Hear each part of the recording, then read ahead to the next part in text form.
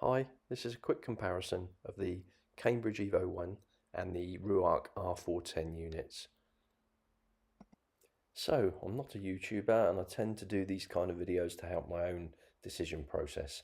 If anybody gets any use out of it, then great, but I'm not technically minded. I'm not going to go through all the specs of dimensions and frequencies and everything else. I just want to give you a flavour of how they compare side by side, particularly sound-wise.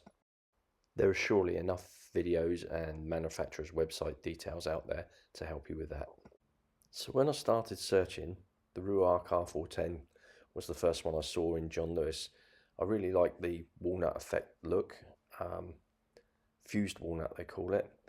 I like the buttons, the whole classic design, mid-70s. So nostalgically, I had that thought in my mind. This reminded me of when I was a kid with my mum's old radiogram. And that was something really appealing to me because I knew that it was full of the modern ways to listen to music as well. So I was fortunate enough to get a home demo on one from a local shop for 7 days.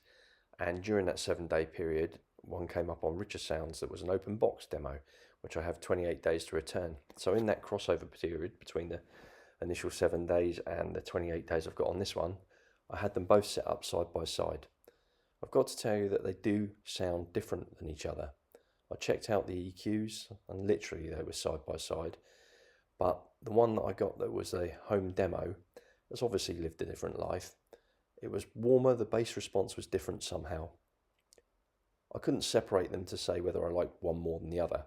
I'm just saying it's a noticeable difference. So perhaps if I got a third one in, there would be something slightly different about the whole tightness and the whole tuning again. It's nothing that I, as a non-technical person, can put my ear to or finger on, whatever you want as a description, but definitely noticeable. The other difference was, believe it or not, the colour. This one has got a much more walnut colour. The other one was a slightly greyer version of the same kind of pattern. So what else has a Ruark 410 got going for it? Well, just look at that button on top. And the remote's the same. That's really tactile, it's really nice. The screen is clear, sharp and bright. It's just classic. I just really like it. So the sound of the Ruark, you can feel that the sound is basically coming from the box. People talk about separation, people talk about room filling. Yes, it is quite room filling. And yes, you get glimpses of the sounds coming from over there or the sounds coming from over there. But basically, the real overpowering part, I don't mean overpowering, I mean the majority of the sound feels like it's coming from a central stage, that is the box. The bass is quite well extended and the highs and the mids are pretty clear, all backed up by that ingrained reverb that I spoke about earlier, which pushes the vocals back slightly in the mix. So now a little about the Cambridge then. It, unfortunately for me, because it's not an open box demo, I've ordered it direct from Cambridge themselves, would be considerably more expensive than the Ruark. That said, there's a lot more in the box for your money if you just look at it on components. So many more speakers built in, and actually that adds to a more weighty sound overall. Don't get me wrong, there is absolutely nothing wrong with the Ruark's bass extension, but inevitably the Cambridge Evo One has it in abundance. Now that could be at some detriment to how clear the mids and the highs are. I found them slightly more trashy. That reverb wasn't there, so they were more forward in the mix. So there's a pro and a con right there. But just let me explain my comment about the pricing there for a minute, because currently in the UK they both retail at £12.99. But the Ruark R410 I managed to pick up for £870, but I've paid £1,299 for the Cambridge. If they were both the same price, would that sway me one way or the other? Probably. Early signs are that the Ruark makes a better soundbar for dialogue. I found that when people speak, it follows them around a bit more.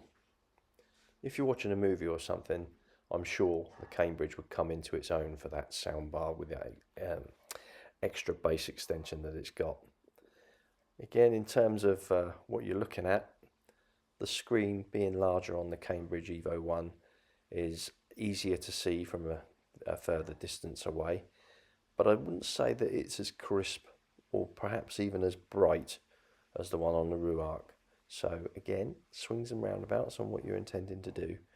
Don't like the remote control as much, and I don't really like having to use the Stream Magic app. There's nothing wrong with the Stream Magic app that I've found, but just to pick up your phone and get straight into the Ruark from Spotify or whatever you've got on there, maybe Apple Music, it's just, why bother having an app? It does it all. So the Cambridge is also very nice looking in its own right. The fact that the grain goes the other way and presents one long sheet, very similar to my floor, across the top of the unit is great. And of course the cloth on the speakers that surrounds them is also great. Anyway, there we are. In a nutshell, I actually think the Ruark 410 gives a better all-round sound for more purposes. And it's cheaper. It's probably the one that I shall keep. But I would be sending back the Cambridge Evo One with a heavy heart. And I couldn't say that I wouldn't have a pang of regret every now and again. But that would be the same if I chose the other way around. They're that close. But the Evo One's got more power. But yes, I'll stick with that. The Ruark R410 overall is probably a more pleasing sound than the Cambridge Evo One, at least when the novelty of its weightiness has worn off.